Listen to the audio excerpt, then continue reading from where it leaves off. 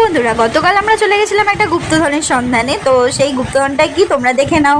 হ্যাঁ, এটা আমার কাছে গুপ্তধন কেন বলছি, কারণ আমার জন্ম গ্রামে ঠিকই, কিন্তু আমার স্কুল জীবনের বেশিরভাগ সময়টা কেটেছে শহরে, আর বাকি সময়টা গ্রামে কাটলেও আমি সূর্যমুখী ফুল এই প্রথম দেখলাম। আর দেখো ওরা কি সুন্দর হাওয়ায় মাথা দোলাচ্ছে, কি যে অপূর্ব লাগছে দেখতে। আর এই দেখো আমরা ওখান থেকে চলে এসেছি আর একটু দূরে আর একটা খেতে। তো চলো দেখো কি সুন্দর, এখন যেহেতু চাষের সময় না, তাই গোটা মাঠ জুড়ে সুন্দর একদম সবুজ ঘাসে ভরে গেছে। কি যে অপূর্ব দৃশ্য, এ আর গ্রাম ছাড়া কোথায় তোমরা পাবে বলো। তো চলে গেলাম আর একটা খেতে, কি যে সুন্দর লাগছিল।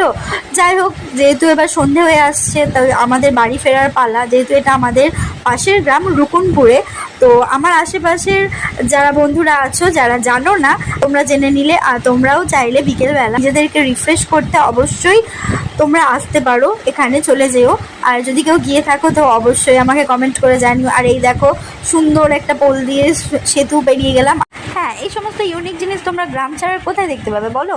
আর এই যে আমার বোন দেখো ঢেবিটা জিভ বার করতে করতে আসছে ভয়ে ভয়ে।